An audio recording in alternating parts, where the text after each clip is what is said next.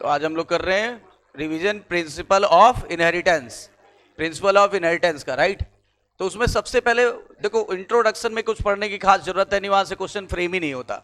बस इतना जरूर कहेंगे कि ब्रांच ऑफ बायोलॉजी को जेनेटिक्स कहते हैं, जो डील करता है, किसको डील करता है? इनहेरिटेंस को। किसके इनहेरिटेंस को? कैरेक्टर के इनहेरिटेंस को।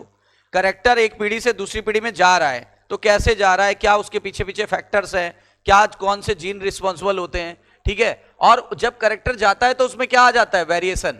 इसी को बोलते हैं the science of study of heredity and variation.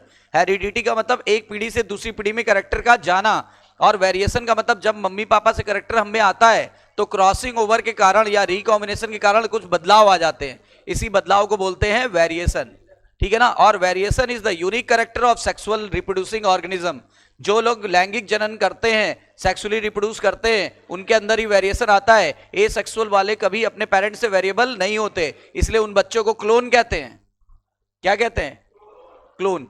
बस इस पैरा में यही लिखा था। अब यहां से एक क्वेश्चन बन सकता है कि आज से हमको 8000 से 1000 बिफोर क्राइस्ट, पहले बीसी वर्ड इस्तेमाल करते थे ना, ऐसे ये सन वगैरह नहीं चलते थे, तो बिफोर क्राइस्ट हमने 8000 से 1000 बिफोर क्राइस्ट में पता चला कि वेरिएशन छुपे रहते हैं। कहां छुपे रहते हैं? सेक्सुअली रिप्रोड्यूसिंग ऑर्गेनिज्म में कि एसेक्सुअली? Sexually reproducing organism. हमने इनके इन वेरिएशन को एक्सप्लॉइट किया, जो नेचुरली प्रेजेंट थे। मतलब नेचर में वेरिएशन नेचुरली प्रेजेंट थे। और कहां प्रेजेंट थे? कहां पे? वाइल्ड पॉपुलेशन में कि डोमेस्टिक में?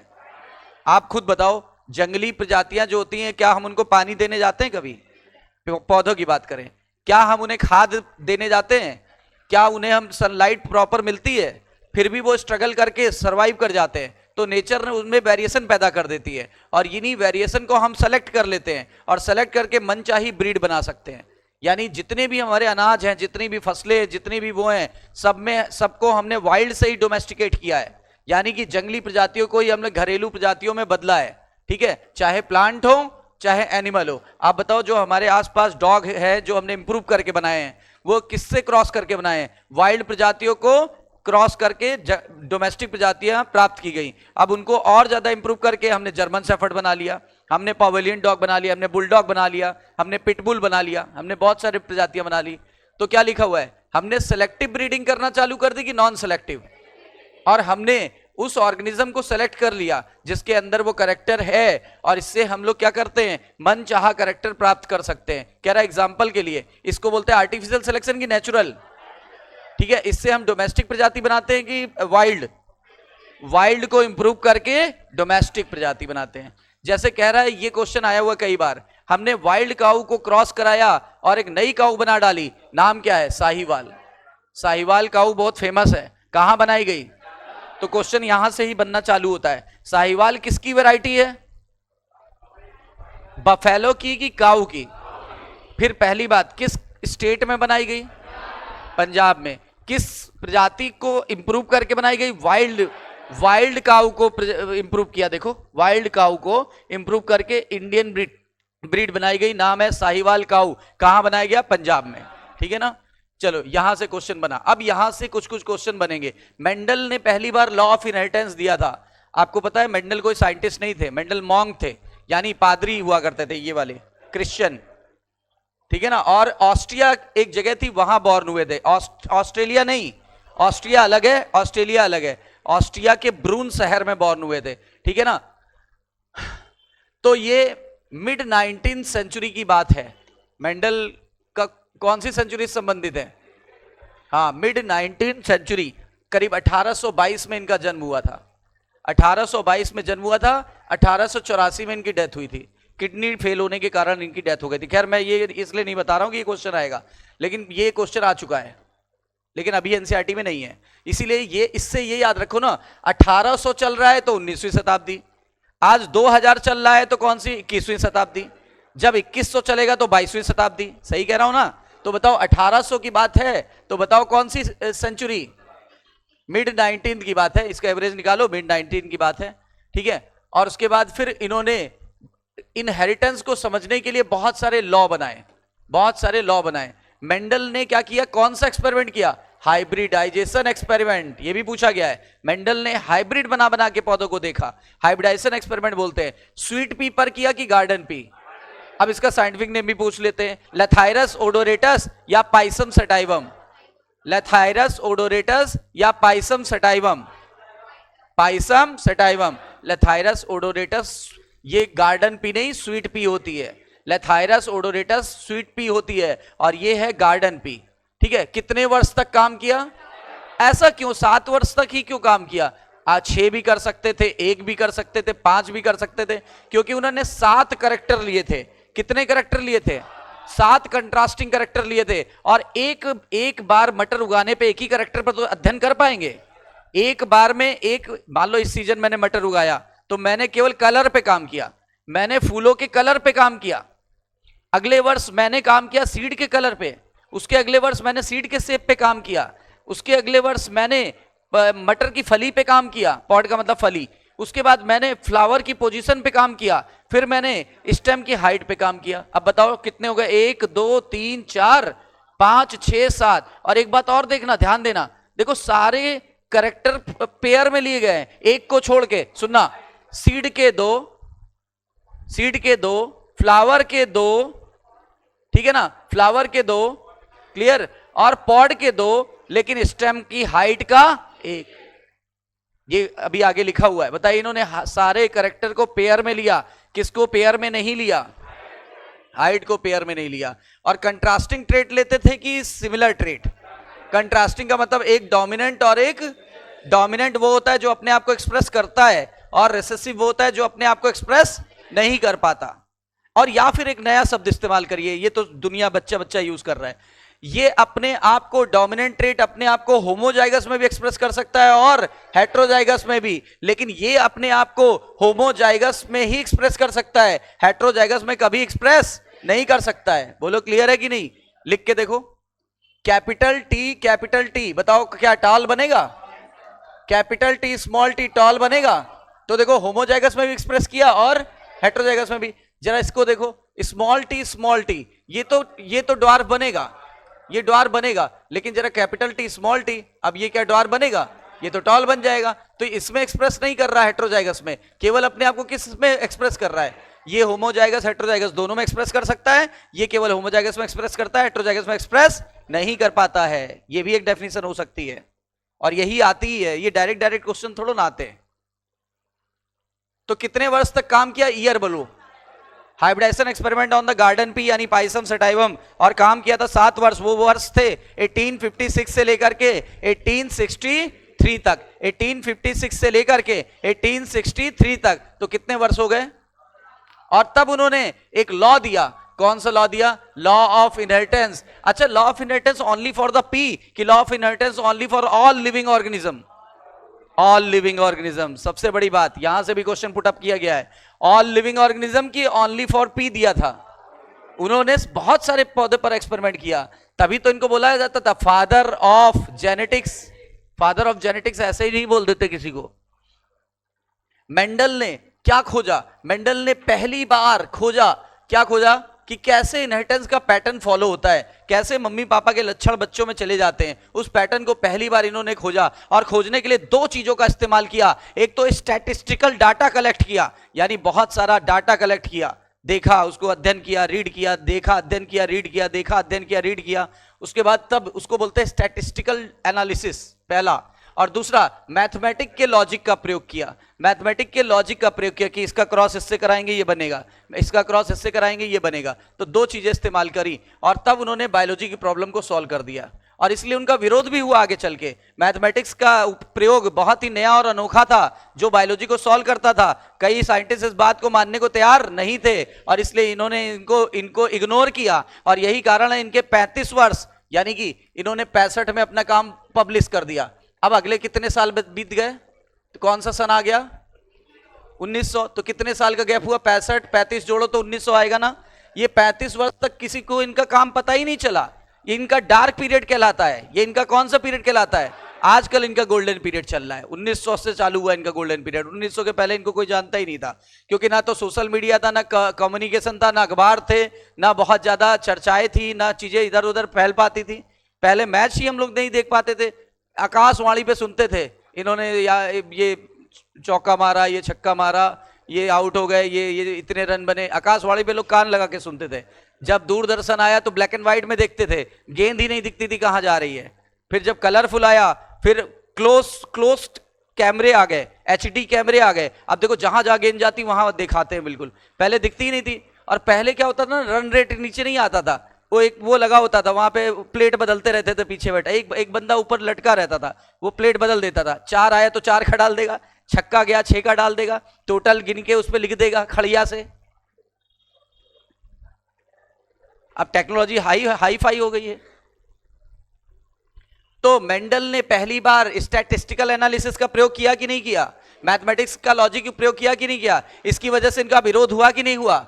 और इन्होंने जो एक्सपेरिमेंट किया था उसमें इनकी सबसे बड़ी प्लस पॉइंट थी, ये 1-2 पौधे पे काम नहीं करते थे, लार्ज सैंपलिंग साइज पर काम करते थे। यानी अगर 1-2 पौधे पे काम करते तो शायद इनका एक्सपेरिमेंट खराब हो सकता था। मतलब अगर आप एक ही टाइप के 50 बार क्वेश्चन कर लो तो उस टाइप का क्वेश्चन गलत होने की संभावना नहीं होगी। लेकिन अगर आपने 50 टाइप के क्वेश्चन एक बार किए तो सारे ही क्वेश्चन में कंफ्यूजन हो सकता है। यही इन्होंने किया, इन्होंने एक बार में एक बहुत सारे पौधों पर काम किया और इन्होंने लार्ज सैंपलिंग साइज पर काम किया। देखो क्या लिखा हुआ है, his experiment on large sampling size, मतलब बहुत ज्यादा पौधे पर उगा के देखते थे और इससे उनका विश्वसनीयता बढ़ी, इससे उनकी खुद पे कॉन्फिडेंस बढ़ा कि नहीं मैं सही हूं, मैं सही हूं, मैं सही हूं, मैं सही हूं। एक बार आपका उस टाइप का क्वेश्चन सही हो गया तुक्के से, दूसरी बार तुक्का लग गया, लेकिन बार बार जब आप क्वेश्चन उस टाइप का निकाल ले रहे हो तो आपका कॉन्फिडेंस बूस्ट हो गया कि इस टाइप का क्वेश्चन मैं एग्जाम में करके ही आऊंगा, मेरा गलत नहीं होगा। वही है, इन्होंने क्या किया, इनकी जो विश्वसनीयता थी अपने डाटा पर वो बहुत ज्यादा बढ़ गई जो इन्होंने कलेक्ट किया था। उसके अलावा इन्होंने और क्या किया, इन्होंने कई जनरेशन तक एक्सपेरिमेंट कराए, ऐसा नहीं एक जनरेशन कराया छोड़ दिया, F1, F2, F3, F4, F5, F6, F7। हम लोग हालांकि 3 उसके बाद 3 के बाद चेंजेस आना बंद हो जाता है तो इसलिए, लेकिन इन्होंने करा के सब देखा और इन्होंने एक जनरल रूल बना दिया, किसका, इनहेरिटेंस का। इन्होंने इनहेरिटेंस का एक जनरल रूल बना दिया और बतौलेबाजी नहीं करी, तुक्केबाजी नहीं करी। लिखा हुआ ना, रेदर देन बीइंग अनसब्सटेंटिएटेड आइडिया, मतलब उन्होंने कोई सब्सटेंस है, ऐसा नहीं है कि बेकार का कर दिया, कोई सब्सटेंस ही नहीं है और इन्होंने तुक्केबाजी कर दी, ऐसा नहीं है। आधार था, इनके पास डाटा था, क्रेडिबिलिटी थी, दिख रहा था हर चीज, तो इन्होंने बिना बेस की बात नहीं की बल्कि सही और सही रूल निकाल दिया जो आज तक फेमस है। अच्छा बताओ, कोई नया साइंटिस्ट आया जो इनके 3 रूल के अलावा चौथा कोई रूल निकाल के गया हो? निकल ही नहीं पा रहा है। मतलब सोचो कितना इंटेलिजेंट बंदा था ये। मेंडल ने क्या किया, गार्डन पी पे काम किया कि स्वीट पी, और उन्होंने कितने ट्रेट लिए थे, हर एक के, वैसे टोटल करेक्टर कितने थे, करेक्टर 7 थे। करेक्टर क्या होता है, 7 करेक्टर मतलब लक्षण 7 थे। फूलों के 2 लक्षण, मटर की फली के 2 लक्षण, ठीक है ना, सीड के 2 लक्षण, और उसके अलावा हाइट का एक ही लक्षण लिया था। बोलो क्लियर है? और जो भी लक्षण लिए थे, कैरेक्टर लिए थे, वो 2 अपोजिट ट्रेट के बने होते हैं। क्यों? क्योंकि आपको पता है एक जीन होता है, जीन हमेशा पेयर में होता है और जरूरी नहीं कि दोनों पेयर सेम हो। ये देखो यहां सेम है, यहां देखो यहां भी सेम है, लेकिन यहां देखो डिफरेंट है, इनको एलील कहते हैं। एक ही जीन के 2 डिफरेंट फॉर्म को क्या कहते हैं? एक ही जीन के, ये देखो 2 डिफरेंट फॉर्म नहीं है, 2 सेम फॉर्म है। ये देखो 2 सेम फॉर्म है, ये देखो ये 2 डिफरेंट फॉर्म है। तो एक ही जीन के 2 डिफरेंट फॉर्म को क्या बोलते हैं? एलील। एक दूसरे का एलील, ये एलील इस एलील से डिफरेंट है, ये डोमिनेंट एलील है, ये रिसेसिव है, ये एक्सप्रेस करेगा, ये अपने आप को एक्सप्रेस नहीं करेगा। ये होमोजाइगस हेटेरोजाइगस दोनों में करेगा और ये केवल और केवल होमोजाइगस में करेगा। क्लियर है?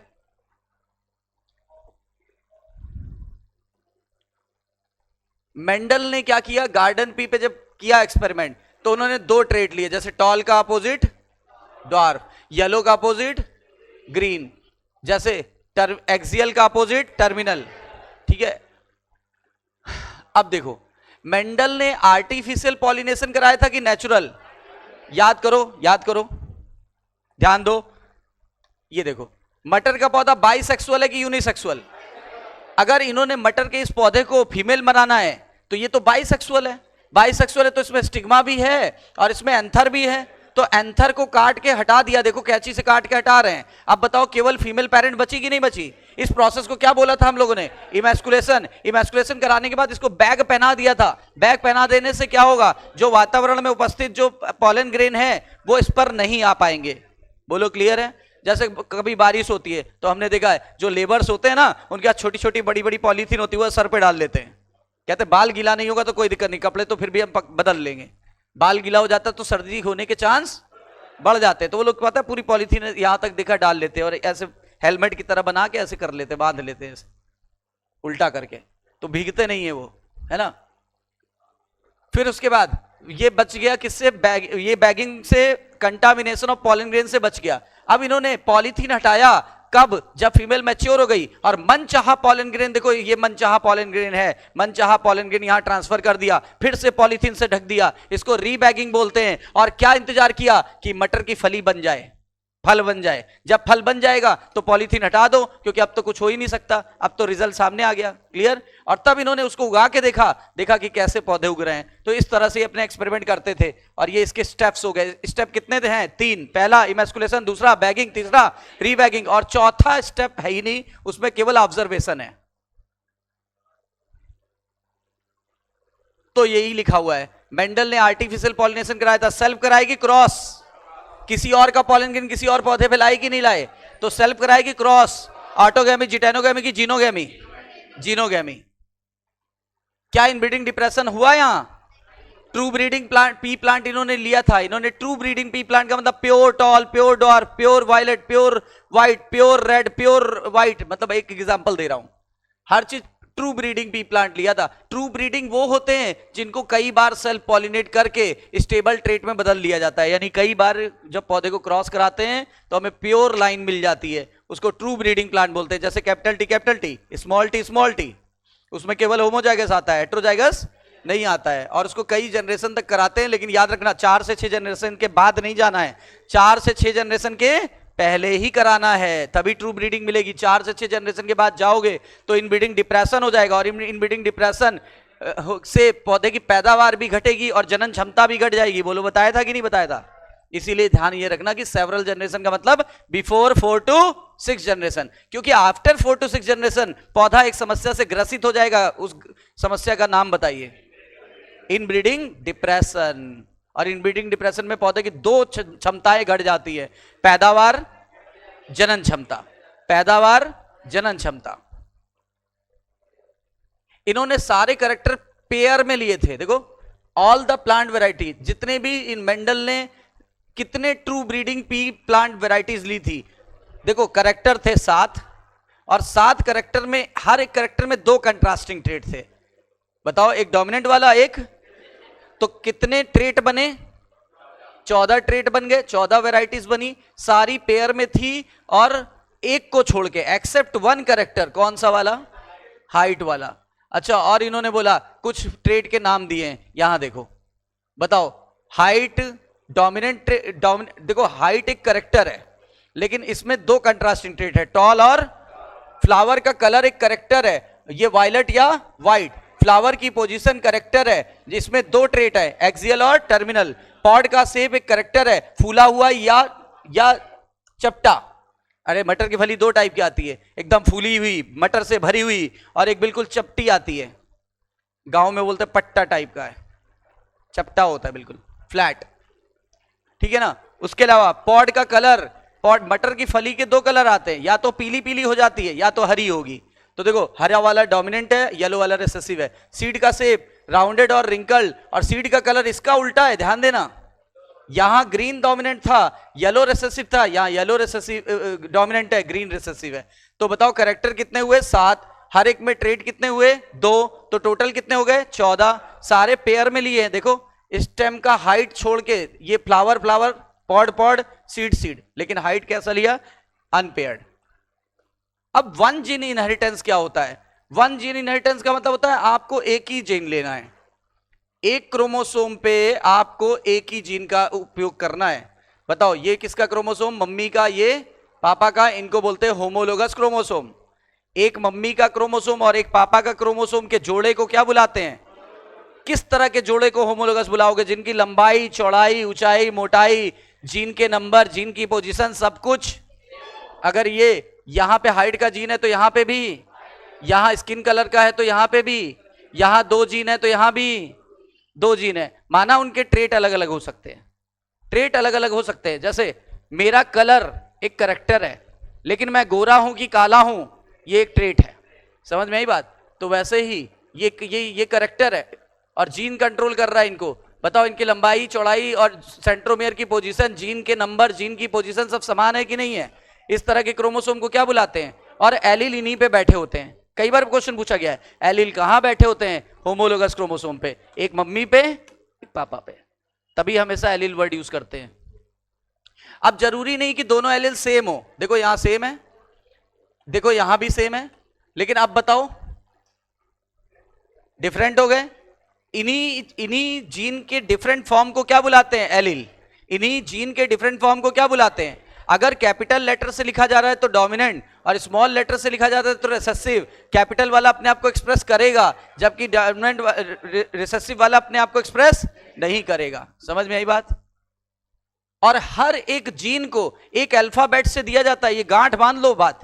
एक जीन मतलब कितना अल्फाबेट? आप बताओ, हमने कौन सा कैरेक्टर लिया? हाइट। हमने कौन सा कैरेक्टर लिया? हाइट। हाइट एक कैरेक्टर है, और हर एक कैरेक्टर को कंट्रोल कौन करता है? Control by gene. Control by gene. किसी भी कैरेक्टर को कंट्रोल कौन करता है? जीन। ठीक है ना? या पेयर ऑफ ट्रेट भी बोल सकते हैं। Pair of traits.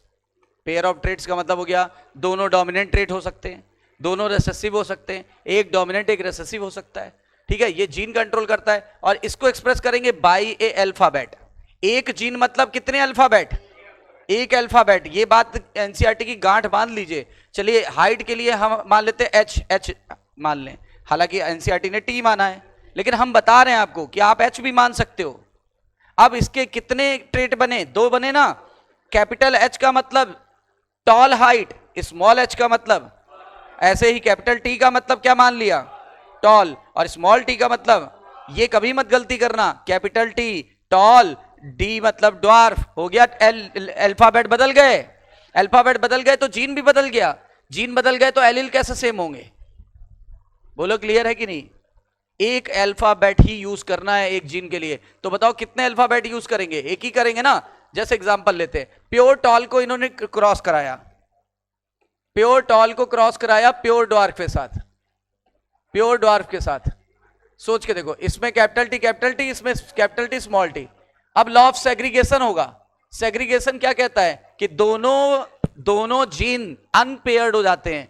गैमिट बनते समय बॉडी है 2n, गैमिट होता है n, तो आधा ही तो जाएगा। अब आधा जाएगा तो कौन जाएगा? दोनों सेम है, दोनों को अलग कर दो। 50% गैमिट में ये चला गया, 50% में ये चला गया। आप इसको समझने के लिए ये भी बोल सकते हो कि हमारे पास 100% गैमिट में कौन आया? Capital T. ऐसे भी लिख सकते हो, हालांकि ऐसे लिखा करो, इससे लॉ ऑफ सेग्रीगेशन समझ में आएगा। इसमें भी बताओ 50% में स्मॉल टी गया, 50% में भी स्मॉल टी गया, तो ओवर एंड ऑल 100% में कौन आ गया? स्मॉल टी आ गया। तो 2 प्रकार के गैमिट बने। ये यहां भी 2, यहां भी 2 बने, लेकिन दोनों सेम है। अब देखो चेकर बोर्ड, रेगिनाल्ड सी पुन्नेट नाम के साइंटिस्ट ने दिया था, चेकर बोर्ड बनाना सिखाया था। उसने कहा फीमेल गैमिट को इस जगह रखा करो वर्टिकल लाइन पे, मेल गैमिट को यहाँ टॉप लेवल पे रखा करो यहाँ हॉरिजॉन्टल लाइन पे, और उन्होंने बोला जो गैमिट बन रहे हैं किसी का वो यहां लिख दिया करो, capital T, small T, small T, small T, small T. अब बताओ capital T small T, capital T small T, capital T small T, capital T small T, और सबकी हाइट कैसी होगी? टॉल।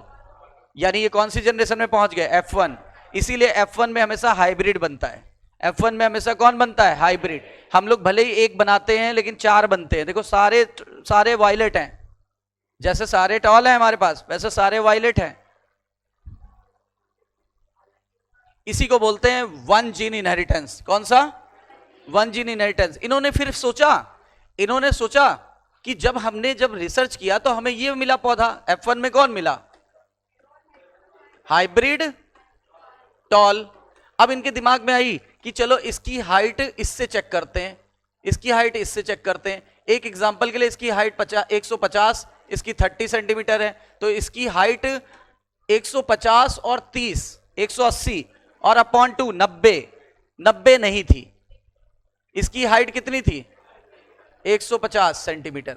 तो इससे क्या पता चला, ये अपने आप को एक्सप्रेस और ये अपने आप को एक्सप्रेस, इसका मतलब ये वाला एलिल इस वाले एलिल पे डोमिनेंट है, यहीं से आया लॉ ऑफ डोमिनेंस। अब समझ में आया कहां से आया, यही तो एनालिसिस की इन्होंने यही एनालिसिस की कि भाई F1 में 30 सेंटीमीटर वाला एक भी पौधा नहीं मिला, सारे केवल टॉल वाले मिले और उसकी हाइट उनके पेरेंट के बराबर है। इसका मतलब कोई एक एलिल किसी दूसरे एलिल पर डोमिनेट कर रहा है, जो डोमिनेट कर रहा है वो कैपिटल लेटर वाला है, जो हिडन हो रहा है वो स्मॉल लेटर वाला है, इसीलिए इसका नाम दिया गया रिसेसिव, इसको बोला गया डोमिनेंट, और इस लॉ का नाम है लॉ ऑफ डोमिनेंस। और इसके भी कुछ अपवाद मॉडर्न जेनेटिक्स में खोजे गए। पहला इनकम्प्लीट डोमिनेंस, दूसरा को डोमिनेंस, तीसरा test cross. Law of dominance को कैसे पता करेंगे कि ये वायलेंस हो रहा है, अभी बताते हैं। देखो अब इन्होंने क्या सोचा, यहां से कौन सा नियम आ गया, लॉ ऑफ डोमिनेंस आ गया। ये इन्होंने इस आधार पे देख के बताया 150 there was no plant of 30 centimetre height, 30 centimetre height वाला कोई भी प्लांट नहीं था। अब इन्होंने क्या किया, सोचा चलो अगली पीढ़ी में क्रॉस करके देखते हैं। अगली पीढ़ी में गए तो अगली पीढ़ी का नाम, अब फिर से इन्होंने इसी का मेल लिया, इसी का फीमेल लिया, capital T small T into capital T small T. इसके कितने गैमेट बनेंगे, कैपिटल टी में 50%, स्मॉल टी में 50%, ठीक है, और यहां पर भी कैपिटल टी में 50% और स्मॉल टी में 50%, यही तो होगा। लेकिन यहां जैसे हम कहते थे पहले कि सारे 100% गैमेट टी वाले बने, यहां ऐसा नहीं कह सकते, क्योंकि यहां देखो लेटर बदल गए, यहां एलील बदल गया है। तो यहां से इनको एक नई बात दिमाग में आई। क्या नई बात आई, इन्होंने कहा जब पेरेंट होमोजाइगस थे, याद करो जब पेरेंट होमोजाइगस थे शुरुआत में, जब F1 पेरेंट, ओरिजिनल पेरेंट की मैं बात कर रहा हूं, इनके पेरेंट की बात कर रहा हूं, इनके पेरेंट की बात कर रहा हूं, ये देखो इनके पेरेंट ऐसे थे और ऐसे थे, तो बताओ वो केवल एक प्रकार का गैमेट बनाते थे, कौन सा, ये कौन सा बनाएगा, और उनके बनने की प्रोबेबिलिटी कितनी रहती थी, 100%। इन्होंने यही तो लॉ ऑफ सेग्रीगेशन दिया। इन्होंने कहा अगर पेरेंट होमोजाइगस होते हैं तो एक प्रकार के गैमेट बनाते हैं और उनके बनने की प्रोबेबिलिटी यानी संभावना 100% होती है। लेकिन जब इन्होंने यहां स्टडी किया F2 पीढ़ी में, तो इन्होंने अपनी परिभाषा थोड़ी और बोली, चेंज करी। इन्होंने कहा अगर मान लो होमोजाइगस की बजाय हेट्रोजाइगस हो तो वो दो प्रकार के गैमेट बनाते हैं, एक में एक जाएगा, दूसरे में दूसरा जाएगा, दो प्रकार के गैमेट बनाते हैं, कैपिटल टी स्मॉल टी। इसमें एक प्रकार का गैमेट संभावना, इसमें दो प्रकार का गैमेट संभावना 50-50, इसमें भी देखो एक प्रकार का गैमेट संभावना, यहां पे भी देखो कितनी 50-50। यानी होमोजाइगस इंडिविजुअल हमेशा एक प्रकार के गैमेट बनाता है, जबकि हेट्रोजाइगस इंडिविजुअल एक की बजाय दो प्रकार के गैमेट बनाता है। याद रखिए क्वेश्चन यही तो है, लॉ ऑफ सेग्रीगेशन, यही है law of segregation of gamete या allele, law of segregation of gamete भी बोलते हैं और एलिल भी बोलते हैं, ठीक है। क्योंकि देखो ये इससे अलग हो गया, ये इससे अलग हो गया, ये इससे अलग हो गया, ये इससे अलग हो गया, और इसी को बोलते हैं law of purity of gamete. बताओ लॉ ऑफ सेग्रीगेशन का दूसरा नाम। अच्छा एक चीज और इन्होंने लॉ ऑफ सेग्रीगेशन में जोड़ा, इन्होंने एक नई बात देखी। F1 पीढ़ी के सारे पौधे कितने हाइट के थे, 100, क्या 30 सेंटीमीटर वाला कोई था, नहीं था। यहां पर जब इन्होंने क्रॉस कराया, जरा चेक करो, capital T small T, capital T small T, तो ये बना कैपिटल टी, ये बना कैपिटल टी स्मॉल टी, ये बना कैपिटल टी स्मॉल टी, और ये बना स्मॉल टी। इसकी हाइट 150, इसकी हाइट। अब ये देखो थोड़ा आश्चर्य में पड़ गए। इन्होंने कहा यहां 30 सेंटीमीटर वाला एक भी पौधा नहीं था, लेकिन F2 पीढ़ी का जो रिजल्ट आया उसमें 3 पौधे 150 सेंटीमीटर के थे और एक पौधा 30 सेंटीमीटर वाला रिकवर हो गया। इसका मतलब यहां जो हम रूल लगा रहे थे लॉ ऑफ डोमिनेंस वो सही है। इसका मतलब एलील कभी ब्लेंड नहीं होते, ये इसके साथ मिक्स नहीं हो गया है, केवल साथ बैठा है। क्या एलील ब्लेंड होते हैं? अगर एलील ब्लेंड हो गए होते तो यहां 30 सेंटीमीटर वाला एक भी पौधा रिकवर नहीं होता। तो एक नई बात जोड़ दी कि allele never blend to each other, allele never blend to each other. कह रहा ब्लेंड नहीं होते कैसे पता चला? क्योंकि जो करेक्टर F1 में छुपा हुआ था ड्वार्फ वाला, वो यहां पे एक्सप्रेस हो गया। बोलो अब अच्छे से लॉ समझ में आ गए होंगे, ठीक है? यही थ्योरी में लिखा है, पर थ्योरी में बहुत ज्यादा हमें एम्फसाइज नहीं करना। अब इन्होंने दो नए वर्ड इस्तेमाल किए। इन्होंने कहा देखने में ये 150, ये 150, ये 150, कितने 150? 3 आउट ऑफ 4।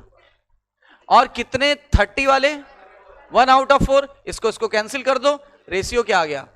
इसको बोल दिया फिनोटिपिक रेशियो। कौन सा रेशियो?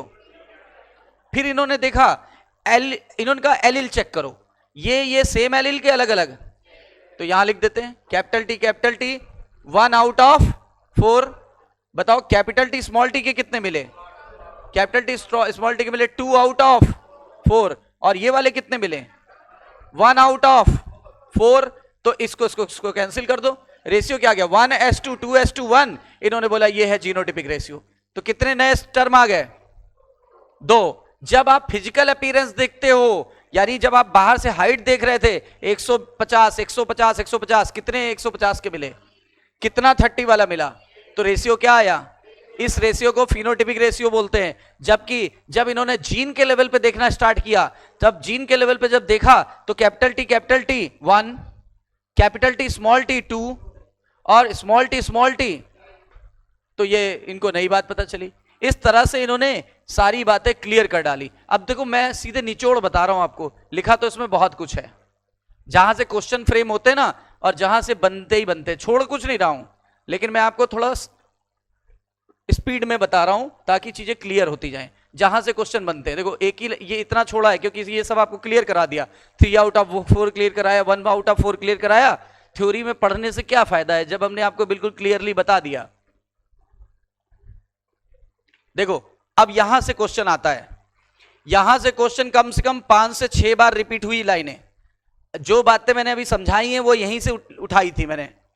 देखो क्या बोला है, इनके ऑब्जर्वेशन के अनुसार, मतलब मेंडल के ऑब्जर्वेशन के अनुसार, मेंडल ने बताया कुछ तो ऐसा है जो स्टेबली पास हो जाता है, चेंज नहीं होता है, मम्मी पापा से बच्चों में पहुंच जाता है। किसके थ्रू पहुंचता है?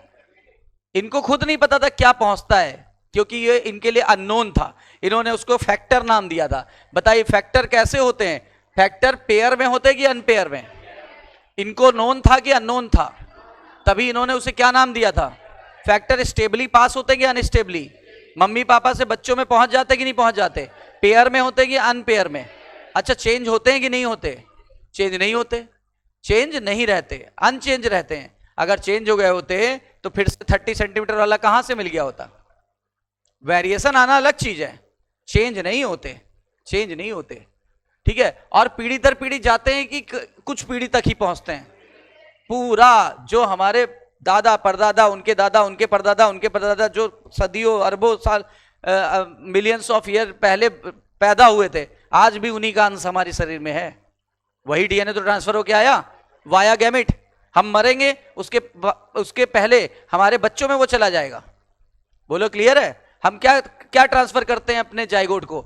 अपना गैमेट ही तो ट्रांसफर करते हैं। और गैमेट के अंदर क्या होता है? क्रोमोसोम। क्रोमोसोम किसका बना होता है? डीएनए का। तो डीएनए ही तो ट्रांसफर करते हैं, इसीलिए डीएनए पीढ़ी दर पीढ़ी चला जाता है और चेंज नहीं होता। हाँ वो बात अलग है कि किसी संभावना की वजह से कोई म्यूटेशन आ जाए एलील में, वो बात अलग है। तो स्टेबल होते हैं या अनस्टेबल? इन्होंने उसे क्या नाम दिया? अब हम उसे क्या बुलाते हैं? जीन। और जीन यूनिट ऑफ इनहेरिटेंस है। कई बार पूछा गया gene is the unit of, मतलब इससे छोटी कोई चीज नहीं है, तभी तो नाम पड़ा जेनेटिक्स। जीन के आधार पे ही नाम क्या पड़ा? Smallest unit of genetics is gene, इसीलिए इसको हम नाम पड़ा यूनिट ऑफ इनहेरिटेंस। अच्छा हर जीन में एक सूचना भरी होती है कि कौन सा ट्रेट कंट्रोल करेगा। बताओ हर एक जीन में सूचना भरी होती कि नहीं भरी होती है कि वो कौन से ट्रेट को कंट्रोल करेगा, ठीक है ना। बाल स्ट्रेट होंगे कि बाल कर्ली होंगे, त्वचा गोरी होगी कि त्वचा काली होगी, ये सूचना तो उसी में भरा हुआ है ना जीन के अंदर। तो क्या लिखा है? Gene contain information required to express the particular trait. कह रहा है हर एक ट्रेट को एक्सप्रेस करने की सूचना कहां भरी हुई है? जीन में। और ये सूचना कोड के रूप में भरी होती है। और किस में होती है? पेयर के रूप में कि अनपेयर? जीन हमेशा पेयर में होते हैं, एक मम्मी का एक पापा का। और किसका? दो ही तो हम लोग बाई पेरेंटल हैं, दो ही पेरेंट इन्वॉल्व हुए हैं, एक फीमेल सेक्स एक मेल सेक्स। फीमेल सेक्स का नाम मम्मी, मेल सेक्स का नाम पापा। तो दो ही एलील आएंगे हमारे पास, जितने जीन उतने ही एलील। अब वो जरूरी नहीं कि दोनों एलील सेम ही हो। मेरे पापा से कैपिटल टी मिला, मेरी मम्मी से कैपिटल टी मिला, मैं टॉल। मेरे पापा से कैपिटल टी मिला, मेरी मम्मी से स्मॉल टी मिला, मैं टॉल। मेरे पापा से स्मॉल टी मिला, मेरी मम्मी से स्मॉल टी मिला, मैं डॉर्फ। सही है कि नहीं? तो क्या होता है, उन्हीं से तो करेक्टर आते हैं। तो एलील क्या होता है? एक ही जीन के दो डिफरेंट वर्जन, एक ही जीन के दो डिफरेंट वेरिएंट, एक ही जीन के दो डिफरेंट वेरिएंट। अरे जैसे स्कूटी खरीदते हो, बाइक खरीदते हो, बोलते हो ये मॉडल थोड़ा अभी अपडेटेड आया है वही मारुति की ही गाड़ी है पर अपडेटेड है। तो वही है, जीन के साथ भी क्या है, जीन है वही पर उसके थोड़ा सा अपडेटेड वर्जन आ गया। उसी अपडेटेड वर्जन को ही बोलते हैं एलील। क्या बोलते हैं? एलील। हर एक जीन को किससे वो करेंगे? एक अल्फाबेट से। Each gene one alphabet, each gene one alphabet. कह रहे अगर कैपिटल लेटर में वो अल्फाबेट लिख रहे हो जैसे कैपिटल टी, तो बताओ कौन सा होगा? Dominant, dominant allele. और अगर स्मॉल में लिखा है तो समझ जाओगे रिसेसिव ट्रेट, रिसेसिव एलील या रिसेसिव ट्रेट। ठीक है, जैसे कह रहा है करेक्टर ले रहे हैं हाइट, और टी जो है वो कैपिटल में लिखा है, तो किसको कंट्रोल कर रहा है? और स्मॉल टी स्मॉल लेटर में लिखा है, किसको कंट्रोल कर रहा है?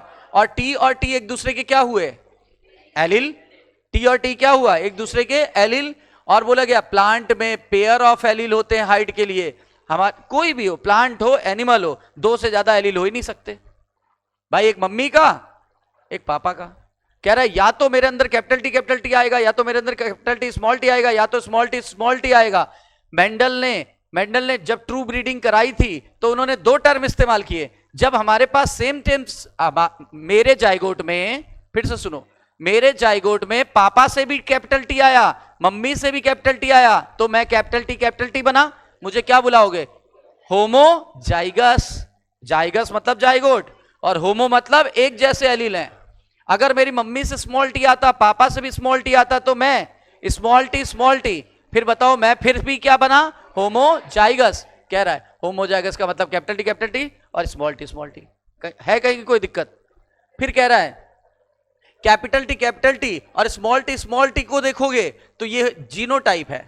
जब आप लेटर मिलाने लगते हो तो जीनोटाइप, जब जीन को देख के मैच कराने लगते हो तो जीनोटाइप, जब जीन को ना देख के फिजिकल अपीयरेंस देखते हो तो उसे फिनोटाइप। जैसे मैं बोलूं कैपिटल टी जीनोटाइप, मैं पूछ रहा हूं ये कैसा दिखेगा? Pure tall. बोलो, मैं बोल रहा हूं ये स्मॉल टी जीनोटाइप, लेकिन मैं पूछ रहा हूं ये कैसा दिखेगा? Pure dwarf. मैं बोल रहा हूं capital T small T genotype, लेकिन इसका फिनोटाइप बताओ, लॉ ऑफ डोमिनेंस लगा के बताओ। हाइब्रिड टॉल, जिसकी हाइट प्योर टॉल के बराबर होगी, क्योंकि लॉ ऑफ डोमिनेंस लग रहा है।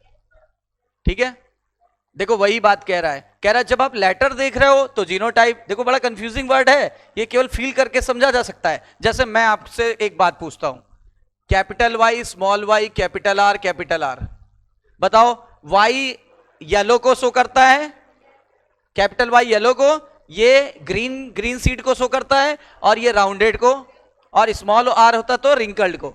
अब बताओ ये इसका ये मैंने क्या लिखा है, जीनोटाइप की फिनोटाइप? बिल्कुल, ये जो शब्द अल्फाबेट लिख रहा हूं ये है जीनोटाइप, लेकिन इसका फिनोटाइप आप बताओगे। सर ये इस पे डोमिनेट हो गया तो येलो, और ये यहां पर तो सीधे सीधे दिख रहा है येलो राउंडेड येलो। तो देखो जीनोटाइप को देख के फिनोटाइप का आइडिया लग सकता है, लेकिन फिनोटाइप को देख करके जीनोटाइप का आइडिया। मैं पूछूं आपसे, मेरे पास एक वायलेट फ्लावर है, बताओ वो कैसा है? कैपिटल डब्ल्यू स्मॉल डब्ल्यू की कैपिटल डब्ल्यू? सर दोनों हो सकता है, क्योंकि आपको मैंने क्या दिखाया? फिनोटाइप। और मैं क्या जानना चाहता हूं, ये पता लगा पाना गड़बड़ सी चीज है। मैं बोलूं इसको देख के बताओ इसमें कौन सा वर्जन चल रहा है विंडो का, नहीं बता पाओगे। लेकिन मैं आपको विंडो बता दूं कि ये विंडो चल रही है तो आप बता पाओगे ये काम कर सकती है। बताओ सही है कि नहीं है, क्लियर है कि नहीं है? ठीक है ना, मतलब जीनोटाइप को देख के फिनोटाइप का आइडिया लगाना बड़ा आसान है, लेकिन फिनोटाइप को देख करके फिनोटाइप को देख के जीनोटाइप का आइडिया लगाना बड़ा मुश्किल है। अब देखो, ये वायलेट ऐसा भी हो सकता था, ये वायलेट ऐसा भी हो सकता था। इसका मतलब फिनोटाइप को देख करके जीनोटाइप का पता लगाना बड़ा मुश्किल है। अच्छा, मैं अपनी बात करूं, मेरी हाइट टॉल में है। टॉल हर उस व्यक्ति को बोलते हैं जो 4 फीट से ऊपर हो। टॉल हर उस व्यक्ति को बोलते हैं जो 4 फीट से ऊपर हो। अब हम लोग टॉल में आ रहे हैं। अब मैं आपसे पूछूं कि मेरे अंदर कैपिटल टी वाला टॉल है कि कैपिटल टी स्मॉल टी वाला टॉल है, तो क्या बता सकते हो? सर नहीं बता सकते। तब तक नहीं बता सकते जब तक कि हम उसे खोज ना लें। तो इसका पता लगाने के लिए एक नया क्रॉस इन्होंने अपनाया। कौन सा क्रॉस? Test cross. ठीक है, तो वो अभी चर्चा करेंगे। मैंने इस जगह पे ये बात इसलिए रखी क्योंकि बस आने ही वाली है। देखो, कह रहा है कैपिटल टी स्मॉल टी का जो हाइट था या करेक्टर थे वो बिल्कुल किसके समान थे? Heterozygous capital T is exactly like capital T small T. इन्होंने बताया कि अगर डी सिमिलर फैक्टर होंगे, डी सिमिलर मतलब ये सिमिलर, ये सिमिलर, यहां नहीं, यहां नहीं, यहां की बात कर रहे हैं। डी सिमिलर फैक्टर की सिमिलर फैक्टर, तो डी सिमिलर में एक होगा डोमिनेंट और एक होगा रिसेसिव। एक डोमिनेंट फैक्टर होगा, एक रिसेसिव फैक्टर होगा। यहां टी टॉलनेस को है शो कर रहा है, डोमिनेंट है। किसके ऊपर डोमिनेंट है? स्मॉल टी यानी ड्वार्फ के ऊपर। और ये कैसा है? रिसेसिव। यानी capital T is dominated over small T, which capital T is dominant, so small T is recessive. और जो डोमिनेंट होता है वही अपने कैरेक्टर को एक्सप्रेस कर पाता है, और जो रिसेसिव होता है उसका कैरेक्टर छुपा रहता है। कह रहा है इसका मतलब यह है कि इन्होंने जब मटर पे अध्ययन कर लिया तो ऐसा ही अध्ययन अन्य जीवों पे भी किया। देखो क्या किया है, he observe identical behaviour for all the character trait और पेयर्स दैट ही स्टडीड। उन्होंने ये चीज सब पे अप्लाई कर करके देखी, मटर के पौधे पे, इंसानों पे, दूसरे कैरेक्टर पे अप्लाई करके देखी और हमेशा सही पाया। अरे अगर हम आपसे ऐसा बोले वायलेट कलर के फूल को व्हाइट कलर के फूल के साथ क्रॉस कराओ तो F1 पीढ़ी में कौन मिलेगा? वायलेट ही मिलेगा। मैं बोलूं टॉल को ड्वार्फ के साथ कराओ, F1 में कौन मिलेगा? मैं बोलूं गोरे को काले के साथ क्रॉस कराओ तो काला डोमिनेंट है, काले कलर का काला कलर डोमिनेंट है और गोरा जो है रिसेसिव है। आप बताओ बच्चा कैसा होगा? काला कलर का होगा, है ना? ये कौन सा रूल है? Law of dominance. तो कह रहा है ऐसा ही इन्होंने बहुत सारे के साथ करके देखा, और बहुत सारे के साथ करके देखा तो क्रेडिबिलिटी बढ़ी कि घटी? विश्वसनीयता बढ़ी कि घटी? डाटाबेस परफेक्ट हो गया कि imperfect? Perfect. It is convenient to use the capital and lower case. बोल रहा है 2 अल्फाबेट यूज करते थे, एक कैपिटल और एक स्मॉल। कैपिटल डोमिनेंट को और स्मॉल रिसेसिव को। कह रहा है ये गलती मत कर देना कि कैपिटल टी फॉर टॉल और स्मॉल डी फॉर डॉर, बताया था बीच में, ठीक है ना? ये गलती मत कर देना, क्योंकि अगर ये कर दोगे तो ये बहुत डिफिकल्ट हो जाएगा रिमेंबर करना। Capital T for tall, small T for dwarf, ये तो लेटर ही बदल गया। लेटर बदल गया मतलब आपने जीन ही बदल दिया, जीन बदल गया तो मतलब एलील भी बदल गया, जीन भी बदल गया, तो आप स्टडी कर ही नहीं पाओगे। इसलिए इन्होंने यही बोला है कैपिटल टी स्मॉल टी ऐसे स्टडी करो और हेट्रोजाइगस केस में ऐसे स्टडी करो। आपको 2 अलग अलग अल्फाबेट यूज नहीं करने। देखो हाइट एक ही कैरेक्टर है, देखो टी यूज किया, हाइट एक ही कैरेक्टर है, टी यूज किया, हाइट एक ही कैरेक्टर है, टी यूज किया, कोई दूसरा अल्फाबेट यूज नहीं किया। हाँ, लेकिन उनके एलील्स यहां सेम थे, यहां सेम थे और यहां डिफरेंट थे। जब सेम हो तो होमोजाइगस, डिफरेंट हो तो हेट्रोजाइगस। कोई डाउट इस पूरे पैरा में? और यहां से एक क्वेश्चन पक्का बनता ही बनता है। सबसे ज्यादा कहां से बनता है? यहां से, इस जगह से, कि कैरेक्टर छुपा होता है, क्या होता है क्या नहीं होता है। अच्छा, अगर आप एक कैरेक्टर को लेकर के क्रॉस करा रहे हो, किसी एक कैरेक्टर को लेके क्रॉस करा रहे हो, यानी एक अल्फाबेट का प्रयोग करके आप क्रॉस करा रहे हो तो मोनो हाइब्रिड। 2 कैरेक्टर लेके चेक कराएं तो डाई हाइब्रिड। जैसे यहां देखो एक ही अल्फाबेट है कि 2 अल्फाबेट है? एक ही अल्फाबेट है, टी है, भले वो कैपिटल लिखा हो भले वो स्मॉल लिखा हो, उससे फर्क नहीं पड़ता। अरे बताओ, एक बात बताओ,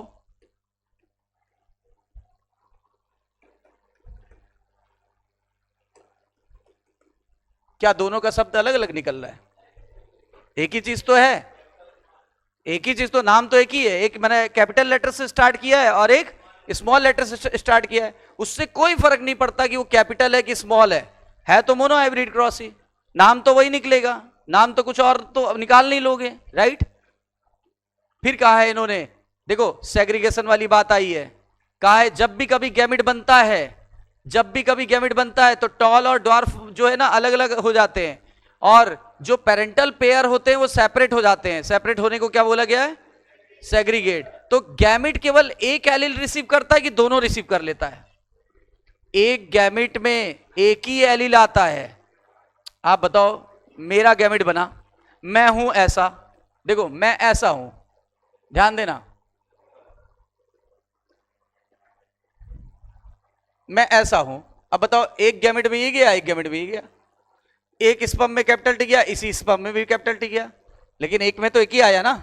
अच्छा, अगर मैं ऐसा होता तो भी देख लो, इस स्पर्म में कैपिटल टी, इस स्पर्म में स्मॉल टी, तो भी तो गैमेट में केवल एक ही वो एलील तो रहता है।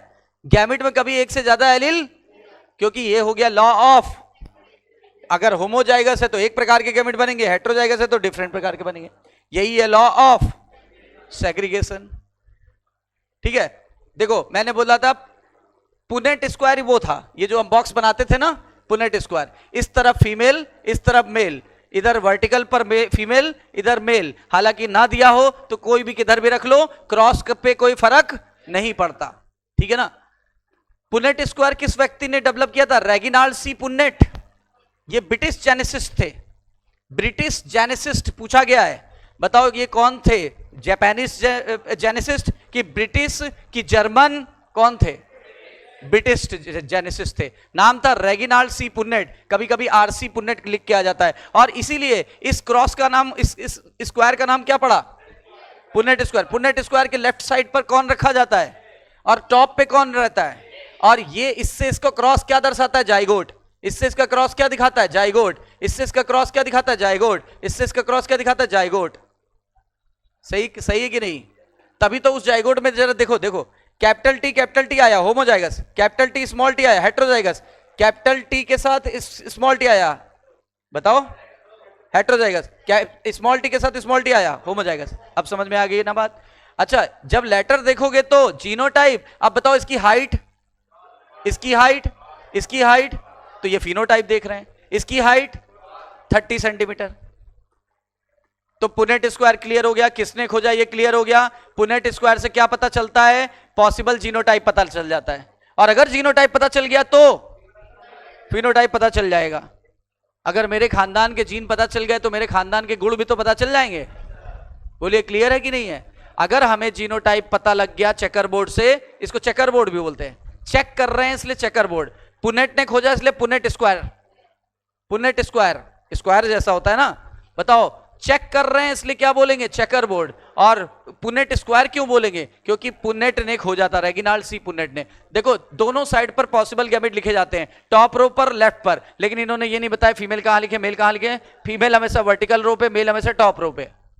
जितने पॉसिबल कॉम्बिनेशन होते हैं स्क्वायर में वो आपको आउटपुट दे देते हैं। ठीक है, यहां ये सब कुछ नहीं, ये सब आपको आता है, ये सब कुछ नहीं, सब आपको आता है। जो नहीं आता वो मैं बता रहा हूं। हाँ, टेस्ट क्रॉस, टेस्ट क्रॉस नहीं आता ना, रुक जाओ टेस्ट क्रॉस बताते हैं। आता है आपको, लेकिन फिर भी एक बार बताना पड़ेगा। देखो मैंने क्या बोला था, अगर मैं आपको कोई लाल कलर का फूल दिखाऊं, अगर मैं लाल कलर का कोई फूल दिखाऊं तो, और मैं आपसे जीनोटाइप जानना चाहता हूं, मैं जो दिखा रहा हूं वो फिनोटाइप है कि जीनोटाइप? मैंने कोई चीज आपको दिखाई तो आपने आंखों से देख ली, आंखों से देखी तो फिर फिनोटाइप हुआ ना, बोलो। तो अब बताओ लाल कलर का फूल कैसा लाल होगा, उसका जीनोटाइप बताओ कैसा होगा? कैपिटल आर भी हो सकता है, कैपिटल आर के साथ स्मॉल आर भी हो सकता है। तो कैसे पता कर पाओगे? यहां लाल न लेके कैसा ले लिया? वायलेट, क्योंकि मटर में बैगनी कलर के फूल होते हैं और सफेद कलर के फूल होते हैं। बैगनी डोमिनेंट है, सफेद रिसेसिव है। अब बताओ, कह रहा है ऐसा फूल है, हमको इसका जीनोटाइप नहीं पता, फिनोटाइप दिख रहा है, फिनोटाइप डोमिनेंट फिनोटाइप दिख रहा है। देखो कैसा फिनोटाइप है, पर जीनोटाइप अननोन है, पता ही नहीं है। और मैंने क्या बोला था, फिनोटाइप को देख के जीनोटाइप का पता लगाना थोड़ा मुश्किल कार्य है, पर नामुमकिन नहीं है। क्लियर है कि नहीं? ये बात कुछ ऐसे समझते हैं, एक रूम में दो लोग थे, एक ए था, एक बी था। आप नहीं जानते कि ए का कैसा नेचर है, आप नहीं जानते, लेकिन आप बी से हूबहू परिचित हो कि ये क्या कर सकता है, क्या नहीं कर सकता। आज जब ये आप रूम में गए, टीवी टूटी पड़ी थी, ठीक है ना, खाना बिखरा हुआ था, इसके गाल लाल थे, है ना, इसके बाल वाल एकदम बिखरे हुए थे जैसे किसी ने नोच खाए हो। अब बताओ, इसका स्वभाव आपको पता था ना, ये बेचारा सीधा साधा बंदा था, हमको पता है ये सीधा साधा बंदा था, कभी आज तक इसने रुमाल तक नहीं गिराई, तो टीवी क्या तोड़ देगा, बोलो, सही है ना। अच्छा, ये कभी झगड़ालू प्रवृत्ति का था ही नहीं, तो ये कैसे इससे लड़ सकता है? इसका मतलब सारा फसाद की जड़ कौन है? ए है कि नहीं है? चलो यहां पे भी ये देखते हैं, यहां देखो, स्मॉल डब्ल्यू से हम परिचित हैं कि ये सफेद फूल पैदा करेगा, स्मॉल डब्ल्यू से हम परिचित है कि ये सफेद फूल पैदा करेगा, लेकिन हम इससे परिचित नहीं है, यानी हम बी से परिचित हैं, हम ए से परिचित। तो एक काम करो ना, देखो कि क्या हुआ अभी इन दोनों को कंबाइन होने पर क्या होता है। चलो, जब आप इसके गैमेट बनाओगे तो इसमें जाएगा स्मॉल डब्ल्यू, इसमें भी स्मॉल डब्ल्यू, बोलो, स्मॉल डब्ल्यू, कौन सा? Law of segregation, law of segregation, और एक टाइप का गैमेट बना। अब बताओ, ये हमारे लिए अननोन है कि नोन है? अब हम क्या करेंगे ना, यहां चेक करेंगे, हम फूल देखेंगे कैसा बना, हमको नहीं पता ये कैसा है, ऐसा वाला है कि ऐसा वाला, हमें नहीं पता, हम सिर्फ फूल को चेक करते हैं। फूल सारे वायलेट बन रहे हैं, पक्की बात है कि आपको ये पता था कि ये स्मॉल डब्ल्यू है, और वायलेट फूल बनने के लिए कैपिटल डब्ल्यू होना बहुत जरूरी है।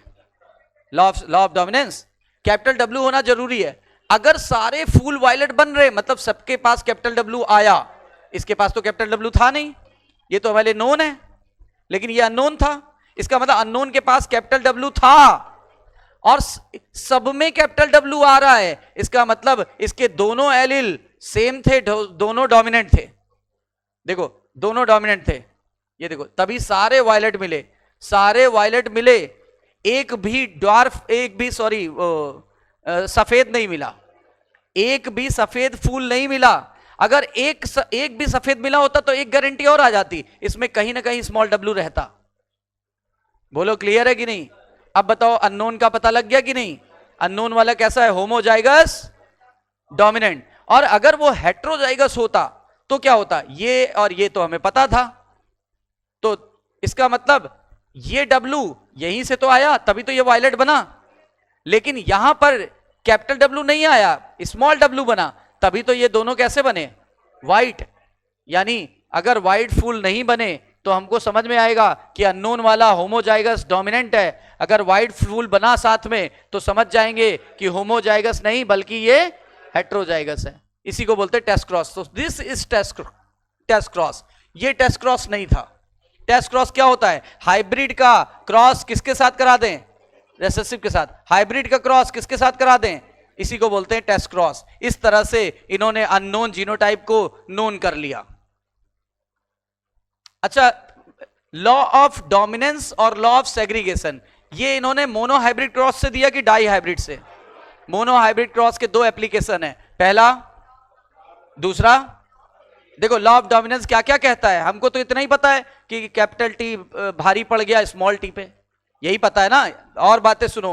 देखो, यहां से क्वेश्चन आए हुए, which of following is not correct about the law of dominance, कौन सा लॉ ऑफ डोमिनेंस के लिए सही नहीं है, तो इन ऑप्शन में चौथा ऑप्शन डाल देगा, बोलो, तभी तो एक ऑप्शन गलत होगा कि नहीं होगा? पहला, दोनों पेयर में होते हैं, फैक्टर हमेशा पेयर में होते हैं, ये लाइन यहां लिखी है, फैक्टर हमेशा पेयर में होते हैं। और क्या कहते हैं? फैक्टर हमेशा अलग अलग यूनिट में होते हैं, अलग अलग को बोलते हैं डिस्क्रीट यूनिट। कैसी यूनिट होती है? Discrete unit. मम्मी का अलग, पापा का अलग, मम्मी का मम्मी के क्रोमोसोम पे बैठा है, पापा का पापा के क्रोमोसोम पे बैठा है, दोनों अलग अलग यूनिट है कि सेम यूनिट है? डिस्क्रीट है ना, डिस्क्रीट का मतलब अलग अलग यूनिट है। और कंट्रोल किसको कर रहा है? जीन अलग अलग यूनिट होते हैं कि एक ही यूनिट होते हैं?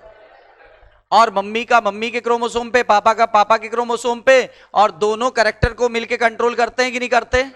जैसे ये जीन है, मान लो हाइट के कैरेक्टर को कंट्रोल कर रहा है, तो ये पहली लाइन हो गई, दोनों पेयर में है। देखो, एक मम्मी का एक पापा का, एक जोड़ा बन गया, एक मम्मी का एक पापा का, एक जोड़ा बन गया। क्लियर? कह रहा है अगर डी सिमिलर होंगे तब लॉ ऑफ डोमिनेंस लगेगा, अगर सिमिलर होंगे तो लॉ ऑफ डोमिनेंस नहीं लगेगा। देखो डी सिमिलर का मतलब ये वाला केस, इस केस में कैपिटल टी डोमिनेट हो गया किस पे, स्मॉल टी पे, तो एक को डोमिनेंट बोलने लगे, दूसरे वाले को रिसेसिव बोलने लगे। ये तीन बातें, और चौथी बातें सुनो, यहां से क्वेश्चन आया था अभी 2-3 साल पहले और बच्चों का गलत हो गया था। देखो क्योंकि एनसीईआरटी बड़ी शानदार लिखी गई है और इस पर पूरा ये चैप्टर तो बहुत ही शानदार लिखा हुआ है। होता क्या है, बस आपको कॉन्सेप्ट क्लियर है तो चीजें होती चली जाएंगी। देखो ध्यान दो, लॉ ऑफ डोमिनेंस एक्सप्लेन करता है expression of only one parent की दोनों पेरेंट को। 150 को एक्सप्रेस कर रहा है लेकिन 30 को एक्सप्रेस नहीं कर रहा है। किसमें, मोनोहाइब्रिड में कि डाई हाइब्रिड में, किस पीढ़ी में, F1 में। लेकिन F2 में भी करता है, लेकिन F2 में भी करता है। अब कोई पूछे F2 में इस रेशियो से एक्सप्लेन होगा, इस रेशियो से एक्सप्लेन होगा कि इस रेशियो से एक्सप्लेन होगा। देखो अगर इससे करते हो तो कैपिटल डब्ल्यू ये ऐसा बना था, तब तो आप जीनोटाइप देख रहे हो, आपको तो फिनोटाइप देखना है ना। ये टॉल और ये डॉर्फ, तो बताओ इससे एक्सप्लेन नहीं होगा, किससे एक्सप्लेन होगा बताओ। लॉ ऑफ डोमिनेंस F1 पीढ़ी में लागू होता है कि F2 पीढ़ी में लागू होता है कि दोनों में लागू होता है। लेकिन F2 पीढ़ी में किससे एक्सप्लेन नहीं होगा, 1 to 1 से। किससे एक्सप्लेन होगा, ये देखो, it also explains the proportion of 3:1 in F2 ratio, not by 1 to 1। ये लाइन ये आ गई थी कि इट ऑल्सो, सेम सब कुछ सेम उठाया था, लेकिन देखो कितने शानदार तरीके से गलत कराया क्वेश्चन स्टूडेंट्स का। It also explain the proportion of 1 to 1 obtained in the F2। 1 to 1 कि 3:1? 1 to 1 कर दोगे तो कहां एक्सप्लेन कर पा रहे हो, 1 to 1 से तो एक्सप्लेन होगा ही नहीं। किससे एक्सप्लेन होगा, 3:1। क्यों, अच्छा 1 to 1 से सर क्यों नहीं होगा, एक बात बताओ। ये 1, ये 2, ये 1, ये तो आप जीनोटाइप देख रहे हो ना, जीनोटाइप से एक्सप्लेन थोड़ा ना हो जाएगा। आपको तो ये देखना है ना कितने टॉल कितने ड्वार्फ। जैसे बताओ कैपिटल टी वाला और कैपिटल टी स्मॉल टी वाला भी, अगर ये 150 तो ये भी 100, तभी तो लॉ ऑफ डोमिनेंस लग रहा है। यहां लॉ ऑफ डोमिनेंस लग रहा है कि यहां लॉ ऑफ डोमिनेंस लग रहा है, इसमें लग रहा है कि इसमें लग रहा है, दोनों में कहा यहां लग रहा है। जब सेम होते हैं तो लॉ ऑफ डोमिनेंस लगता ही नहीं है, जब डिफरेंट होते हैं तो लॉ ऑफ डोमिनेंस लगता है। लेकिन ये दो इसी लॉ ऑफ डोमिनेंस के कारण इसके जैसे हैं, तो कितने हो गए टोटल, तो 3 से एक्सप्लेन हुआ कि 2 से एक्सप्लेन हुआ, 3 से एक्सप्लेन हुआ कि 2 से एक्सप्लेन हुआ। ये दो लॉ ऑफ डोमिनेंस के कारण इसके जैसे दिखने लगे, ये दो पौधे लॉ ऑफ डोमिनेंस के कारण इसके जैसे दिखने लगे। इनकी हाइट 150 थी, इनकी हाइट भी तो 150 है, तो इसका मतलब टोटल कितने पौधे हो गए, तो किससे एक्सप्लेन हुआ, 3:1 से कि 1 to 1 से। इसलिए मैंने बहुत ज्यादा इस पे डिस्कशन किया है। अगला लॉ कौन सा बताया था, क्या कहता है कि ब्लेंडिंग नहीं होती, एलिल कभी ब्लेंड नहीं होते। कैसे पता चला था, क्योंकि पहली पीढ़ी में 30 सेंटीमीटर वाला एक भी पौधा नहीं था, या डॉर्फ वाला एक भी पौधा नहीं था। लेकिन जब अगली पीढ़ी में गए तो वो पौधा आपको रिकवर होके मिलने लगा। तो इससे पता चलता है कि वो कैरेक्टर जो छुपे हुए थे वो अब अचानक से एक्सप्रेस हो गए। इसका मतलब जीन कभी ब्लेंड नहीं होते हैं। दोनों कैरेक्टर रिकवर हो गया था, कहां रिकवर हुआ था, F2 में, जबकि F1 में सीन नहीं हो रहा था। 30 सेंटीमीटर वाला एक भी पौधा आपको F1 में नहीं मिला था, लेकिन आपको F2 में आते आते 150 वाला भी मिल गया और 30 वाला भी मिल गया। इससे पुष्टि होती है कि एलिल कभी ब्लेंड नहीं होते और वो अपने आप को अगली पीढ़ी में रिकवर कर लेते हैं, क्योंकि अपने कैरेक्टर को क्या कर देते हैं, सेपरेट, अपने एलिल को सेपरेट कर देते हैं। इसलिए एक गैमेट में एक कॉपी पहुंचती है कि पूरा पेयर पहुंच जाता है। कैपिटल टी पूरा आ सकता है क्या, या तो कैपिटल टी आएगा या तो स्मॉल टी आएगा, तीसरा और कोई बनता ही नहीं है। कह रहा है पेरेंट के अंदर 2 एलील होते हैं, सही बात है। तो गैमेट फॉर्मेशन के समय फैक्टर ऑफ ए पेयर अलग हो जाते हैं, पेयर अलग हो गए तो एक गैमेट केवल कितनी कॉपी रिसीव करेगा, 2 में से कोई एक, 2 में से कोई एक, कैपिटल टी स्मॉल टी, ये या तो ये बोलो, गैमेट में केवल या एक ही आएगा, बस दोनों कभी नहीं जा सकते। ठीक है, जैसे देखो एक क्वेश्चन पूछा जाता है, कौन सा लॉ ऑफ सेग्रीगेशन को फॉलो नहीं कर रहा है?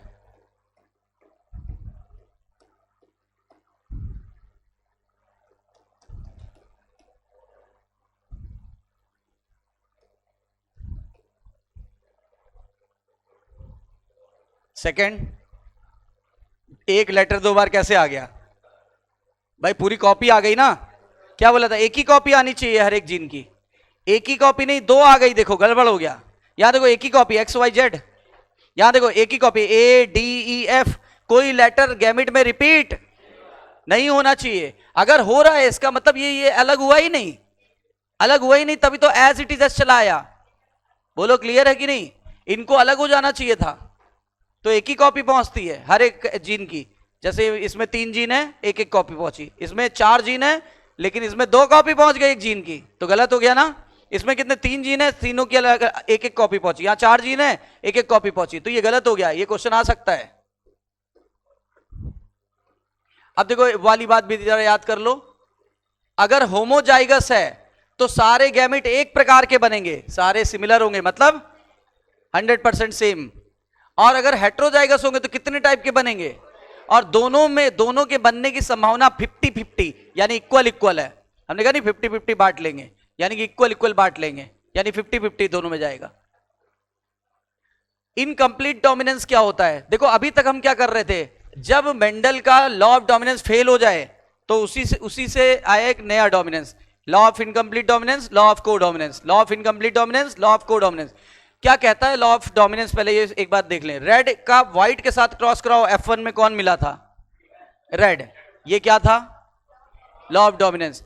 अब आप देख रहे हो कि रेड का व्हाइट के साथ क्रॉस करा रहे हो और आपको इंटरमीडिएट दिख रहा है, कोई डिफरेंट बीच का कलर दिख रहा है, ये है इनकम्प्लीट डोमिनेंस। लेकिन अगर आपने रेड और व्हाइट को कराया होता क्रॉस और आपको फूल दिखता कैसा? चकत्तेदार, जिसमें लाल शेड भी है और व्हाइट, पंखुड़ियों पे होता नहीं है, लाल पे व्हाइट या व्हाइट पे लाल, तो दोनों कैरेक्टर एट ए टाइम दिख रहे होते हैं, लॉ ऑफ डोमिनेंस। फिर से सुनो, रेड इंटू व्हाइट बराबर रेड, तो क्या बना? Law of dominance. Red into white बराबर pink, incomplete dominance. Red into white बराबर रेड प्लस व्हाइट, कोडोमिनेंस। दोनों, जब दोनों के लक्षण एज इट इज चले आए, कोडोमिनेंस। दोनों के बीच का कैरेक्टर आए, इनकम्प्लीट डोमिनेंस। किसी एक पेरेंट का आए, किसी एक पेरेंट का ना आए, लॉ ऑफ डोमिनेंस। बोलो क्लियर है? और ये कार्ल कोरेंस नाम के साइंटिस्ट ने पहली बार खोजा था। कार्ल कोरेंस मॉडर्न साइंटिस्ट हैं। तो देखो जब एक्सपेरिमेंट किया गया मटर के पौधे पर, अदर ट्रेट का, तो कुछ में क्या देखा कि F1 जो था उसका फिनोटाइप यानी उसका अपीयरेंस, F1 नहीं दिख रहे थे। किसके जैसे नहीं दिख रहे थे? आइदर ऑफ द पेरेंट, दोनों पेरेंट से मैच नहीं कर रहे थे। ना रेड से, ये देखो, ना रेड से मैच कर रहा है ना व्हाइट से मैच कर रहा है, बल्कि उनके बीच का कैरेक्टर एक्सप्रेस हो रहा है। लिखा हुआ है बट इन बिटवीन देम, दोनों के बीच के कैरेक्टर उसमें आ रहे हैं। रेड इंटू व्हाइट बराबर पिंक, या ब्लैक इंटू व्हाइट बराबर ग्रे, ठीक है ना? तो ये अगर बीच का कलर आ जाए तो फिर क्या बोलेंगे? जैसे नीला और हरा, नीला इंटू पीला, हरा आ जाएगा। नीला रंग और पीला रंग मिलाओ, क्या आ जाएगा? हरा। तो बीच का कैरेक्टर आया कि नहीं आया? तो बोल रहा है कि इस तरह के इनहेरिटेंस को डॉग फ्लावर में देखा गया। पहले तो डॉग फ्लावर का नाम ही पूछते हैं, 2 नाम है, स्नैपड्रैगन या एंटीराइनम मैजस। एंटीराइनम मैजस, मैजस नहीं दिया इन्होंने, बोल दिया स्पीसीज। और ये गुड एग्जांपल है। किसका गुड एग्जांपल है? इनकम्प्लीट डोमिनेंस क्या कहता है? इनकम्प्लीट डोमिनेंस ये कहता है कैपिटल आर स्मॉल आर। देखो ये इससे अलग होगा, ये इससे अलग होगा, केवल आर बनेगा। संभावना कितने % है? इसमें भी ये अलग होगा, ये अलग होगा, लेकिन एक ही प्रकार का बनेगा। संभावना बताओ। अब बताओ, ये चेकर बोर्ड बनाओ, एक ही खाने का बनेगा। एक पे ये लिखोगे, एक पे ये लिखोगे, तो आप बताओ इसका इससे फ्यूजन कराओ, ये बनेगा। इसका कलर कैसा आया? पिंक। इनकम्प्लीट है ना, तो पिंक आएगा। ये देखो पिंक आ गया कि नहीं आ गया? इससे पता चलता है कि ये इस पर पूरी तरह से डोमिनेंट नहीं है, या ये भी इस पर पूरी तरह से रेसेसिव नहीं है, ये पूरी तरह से इस पे हावी नहीं हो पाया, या इसने भी इसको पूरी तरह से हावी नहीं होने दिया। तो कंप्लीट का उल्टा इनकम्प्लीट डोमिनेंस। इसीलिए दोनों का कैरेक्टर एक्सप्रेस हो रहा है। पिंक ने भी रेड ने भी अपना कंट्रीब्यूशन दिया, इसने भी दिया, तो दोनों के मिलने से कैसा कलर आ गया? पिंक। कैसा कलर आ गया? पिंक कलर आ गया। तो देखो सारे पिंक वाले मिले। अब जब इन्होंने F2PD में जाने के बाद उनको आपस में क्रॉस कराया तो देखो इसके कितने गैमेट बनेंगे? 2, एक ये एक ये। इसके भी कितने बनेंगे? 2। तो देखो कैपिटल R ये बना, कैपिटल R ये बना, कैपिटल R ये बना, स्मॉल r ये बना। अब आप बताओ ये आपको रेशियो क्या मिला? रेड कितने मिले? पिंक कितना मिला? व्हाइट कितना मिला? लेकिन जरा जीनोटिपिक रेशियो देखो, कैपिटल R 1, कैपिटल R के स्मॉल r 2, स्मॉल r 1। यही एक ऐसा रेशियो होता है जिसमें जीनोटिपिक रेशियो और फिनोटिपिक रेशियो सेम आ जाता है। बताइए रेशियो आना क्या चाहिए था according to law of dominance, लेकिन अब देखो कितना आ रहा है।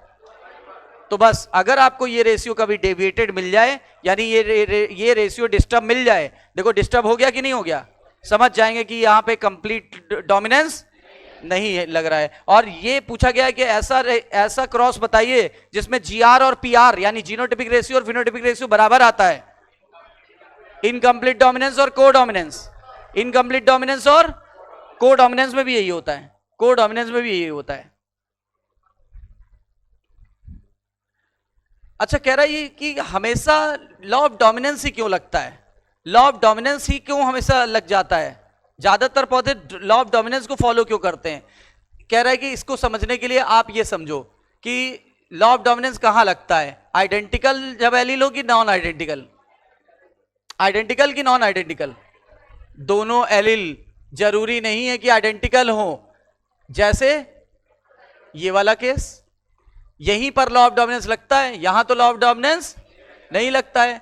तो कह रहा है होता क्या है, इनमें से किसी एक के अंदर चेंज आ जाता है। अब बताओ डोमिनेंट वाला चेंज नहीं होता, कौन चेंज हो जाता है? दुनिया किसको कुचलने का प्रयास करती है? जो कमजोर हो। ये भारी है कि कमजोर है? ये तो चेंज होने से रहा। तो इसको समझा, देखो दो लोग लड़ रहे होते, एक शक्तिशाली बॉडी बिल्डर, एक बिल्कुल साइकिल वाला, बिल्कुल एक चाटा मार दो तो पता लगा कौ मर ही जाए। तो पता लोग किसको समझाते? वो बड़ा वाला कहता है अभी देखता हूं तुमको, है ना, तो लोग उसको पीछे खींचते, अरे सुनो सुनो यार, देख रहे हो उसकी बॉडी देखो, अभी मार देगा मर जाओगे। नहीं, तो वो कहता नहीं नहीं नहीं मत रोको मुझे, है ना। तो क्या होता है, सब फिर दुनिया किसको समझाती है? वो तो देखो शक्तिशाली है, मार देगा। तो दुनिया किसको समझाती है? यानी कि किसके अंदर बदलाव आता है, यानी म्यूटेशन किसके अंदर होता है? मॉडिफाई कौन हो सकता है? ठीक है ना। और कौन मॉडिफाई कभी नहीं होगा? डोमिनेंट। डोमिनेंट वाला मॉडिफाई नहीं होता, रेसेसिव वाला मॉडिफाई हो सकता है। ठीक है, तो कह रहा है वन ऑफ देम मतलब रेसेसिव। रेसेसिव वाले में कुछ चेंजेस आ जाएंगे, चेंजेस का कारण है म्यूटेशन। ठीक है, और कह रहा है नेक्स्ट चैप्टर में पढ़ेंगे म्यूटेशन, सही बात है। और कह रहा है वो मॉडिफाई हो जाएगा, जिससे इंफॉर्मेशन भी बदल जाएगी, उस पर्टिकुलर ट्रेट की इंफॉर्मेशन भी मॉडिफाई हो जाएगी कि नहीं हो जाएगी? ठीक है, कह रहा है याद करो जीन क्या होता है, एक जीन के अंदर सूचना भरी होती है, और सूचना कितनी कॉपीज होती जीन की? 2 कॉपीज होती है, एक मम्मी की और एक पापा की। और कह रहा है कि मान लो इस केस की बात करें तो एक ये मम्मी से आया होगा, एक ये पापा से आया होगा। ठीक है ना। अगर मान लो कि ये नॉर्मल है, ये जीन भी नॉर्मल, ये एलील भी नॉर्मल है, ये एलील भी नॉर्मल है, ये जीन भी नॉर्मल है, ये जीन भी नॉर्मल है। नॉर्मल है तो नॉर्मल काम करेगा कि अबनॉर्मल? तो नॉर्मल प्रोटीन बनाएगा। अरे जीन बनाते हैं आरएनए, फिर बनाते हैं प्रोटीन, और प्रोटीन से बन जाता है एंजाइम। तो बताओ पहले प्रोटीन बना फिर क्या बन गया? तो नॉर्मल, चूंकि ये दोनों नॉर्मल थे कि अबनॉर्मल? अभी सामान्य बात चल रही है, चेंज होने से पहले की बात चल रही है। दोनों नॉर्मल हैं तो कैसा एंजाइम बना? तो ये सबस्ट्रेट को प्रोडक्ट में बदलेंगे, और सबस्ट्रेट को प्रोडक्ट में बदलेंगे तो यहां पर कौन सा डोमिनेंट कैरेक्टर नजर आएगा? कौन सा कैरेक्टर नजर आएगा? डोमिनेंट कैरेक्टर नजर आएगा, क्योंकि एंजाइम नॉर्मल था। लेकिन अगर इसके अंदर बदलाव आते तो 3 तरह से बदलाव आ सकते थे। या तो ये वाला प्रोटीन बना और अभी भी नॉर्मल ही है, या थोड़ा सा कम शक्तिशाली बना, यानी एंजाइम बन तो रहा है कैसा, नॉर्मली ही है, या 90% शक्तिशाली है। ठीक, तो बताओ अगर नॉर्मली है तो नॉर्मल है, या 90% शक्तिशाली है, तब भी तो रिजल्ट वही आएगा। तो बताइए पहले केस में कौन सा, इस केस को पहला केस बोला एनसीईआरटी ने, कैसा करेक्टर नजर आएगा? डोमिनेंट। अगर मान लो इसके अंदर बदलाव आ गया होता और ये ऐसा एंजाइम बनाता, गलत एंजाइम बना देता, गलत का मतलब हो गया क्या? Non functional enzyme. मतलब ये लिपिड था, तो कौन सा एंजाइम काम कर सकता था? लाइपेज। लिपिड पे कौन सा एंजाइम काम करता है? अब बताओ, लिपिड था, बना दिया माल्टेज, काम करेगा कि नहीं करेगा? हो गया नॉन फंक्शनल एंजाइम। मतलब गलत एंजाइम बना दिया। तो क्या गलत एंजाइम बना दिया तो क्या सबस्ट्रेट प्रोडक्ट में बदलेगा? जब सबस्ट्रेट प्रोडक्ट में नहीं बदलेगा तो डोमिनेंट का उल्टा रेसेसिव कैरेक्टर नजर आएगा। यहां पे भी देखो, अब की बार एंजाइम बना ही नहीं रहा है, प्रोटीन बनी ही नहीं, तो एंजाइम बना ही नहीं, तो क्या सबस्ट्रेट प्रोडक्ट में बदलेगा? तो फिर से कौन सा कैरेक्टर आएगा? डोमिनेंट की रेसेसिव? हाँ, तो याद रखो, इस केस में डोमिनेंट, इस केस में रेसेसिव, इस केस में रेसेसिव। और नेचर में ये 95% नहीं 90% चांस है, इसका 5% संभावना है, इसकी 5% संभावना है। तो आप बताओ नेचर में सबसे कॉमन कौन सा है? पहला केस, दूसरा केस की तीसरा केस? यानी इसीलिए ज्यादातर कौन सा कैरेक्टर नजर आता है? डोमिनेंट, जबकि रेसेसिव बहुत रेयर नजर आता है। पढ़ के देख लो, बस इतना ही कराना है अभी। पहले केस में, पहला केस मतलब जब एंजाइम नॉर्मल बना रहा था, या तो 90% शक्तिशाली बना रहा था, यानी 10% कमी आई, तो देखो क्या होगा। तो ये जो एलिल था, जो एलिल बदला, यानी टी डैश की बात कर रहे हैं, टी डैश पहले की तरह दिख रहा था, यानी टी डैश में ऐसा बदलाव हुआ कि जैसे वो पहले की तरह ही काम कर रहा था। पहले नॉर्मल बना रहा था, अभी भी नॉर्मल बना रहा है। तो देखो क्या लिखा है, मॉडिफाइड एलिल यानी टी डैश किसके समान है? अनमॉडिफाइड यानी टी के समान है। अगर टी के समान है तो बताओ सेम फिनोटाइप आएगा। सेम फिनोटाइप का मतलब हो गया डोमिनेंट फिनोटाइप आएगा। क्यों? क्योंकि सबस्ट्रेट बदल जाएगा। किसमें? प्रोडक्ट में। बताओ, पहला केस क्लियर? कह रहा है equivalent allele pair very common, कह रहा है यही पेयर कॉमन है, 90% केस यही होता है हमारे नेचर में। लेकिन कह रहा है जब अगर एंजाइम गलत बना रहा है, नॉन फंक्शनल बना रहा है, या एंजाइम नहीं बना रहा है, जैसे केस 2 और केस 3 में, तो फिनोटाइप अफेक्ट हो जाएगा, मतलब डोमिनेंट नहीं नजर आएगा। डोमिनेंट नहीं नजर आया तो क्या नजर आएगा? रेसेसिव नजर आएगा। और फिनोटाइप केवल डिपेंड हो जाएगा फंक्शनिंग ऑफ मॉडिफाइड एलील, यानी अब सारा किसके हाथ में है? Capital T. अनमॉडिफाइड एलील हमेशा डोमिनेंट होता है, ये लिखा है, अनमॉडिफाइड एलील हमेशा डोमिनेंट होता है, ये डोमिनेंट एलील। अनमॉडिफाइड हमेशा कौन होता है? और मॉडिफाइड हमेशा कौन होता है? Recessive allele. तो कह रहा है जब इसके अंदर परिवर्तन आ जाएगा, जैसे केस 2 में और केस 3 में, तो सारा किसके हाथ में है? पायलट और को पायलट। मेन कौन होता है? पायलट। सारा जब को पायलट की तबीयत खराब है तो सारा किसकी कमान हाथ में है? पायलट के। पायलट जैसे चाहेगा वैसे प्लेन चलाएगा। जैसे ट्रेन में भी 2 होते हैं, एक मेन ड्राइवर, एक असिस्टेंट ड्राइवर। राजधानी हुई, वंदे भारत हुई, 2 होते हैं। एक को मान लो हार्ट अटैक आ गया, अब क्या करेगा? ट्रेन तो लड़ गई। हालांकि आजकल ऑटो पायलट मोड आ गया है, लेकिन वो कितनी दूर तक जाएगा? अरे मशीनरी है, फेल हो जाती है। ऐसे तो ऑटो पायलट से प्लेन भी उड़ता है, लेकिन कितनी देर? 2 घंटे 3 घंटे फ्यूल रहने तक। लेकिन कहीं तो लैंड करना पड़ेगा ना, वैसे कहीं ना कहीं तो ट्रेन को रोकना पड़ेगा। ऑटो पायलट मोड पे लग गई, चल रही, एक्सीडेंट नहीं होगा, चलो। लेकिन कब तक? इसलिए को पायलट भी रखा जाता है। पता लगा लूज मोशन हो गया, या वॉमिटिंग आने लगी, या कोई प्रॉब्लम क्रिएट हो गई, चक्कर आ गया, डायबिटिक पेशेंट है, गिर गया, है ना, तो इसलिए 2 रखे जाते हैं। तो वही है, ये को पायलट था, ये पायलट था। अब को पायलट की तबीयत खराब है तो सब किसके हाथ में है? अनमॉडिफाइड की अनमॉडिफाइड? अनमॉडिफाइड, क्योंकि ये स्वस्थ है, तो सारा किसके हाथ में था? इसके। जब इसके हाथ में रहेगा और ये काम नहीं कर रहा है तो हमेशा कौन सा ट्रेट नजर आएगा? रेसेसिव। जब दोनों काम कर रहे थे तो कौन था? डोमिनेंट। जब ये काम कर रहा है, ये काम नहीं कर रहा है, तो देखो केस 2 में ये काम नहीं कर रहा था, तभी गलत एंजाइम बना दिया। केस 3 में ये काम कर ही नहीं रहा है, तो एंजाइम बनाया ही नहीं, तो इसलिए कौन सा ट्रेट नजर आया?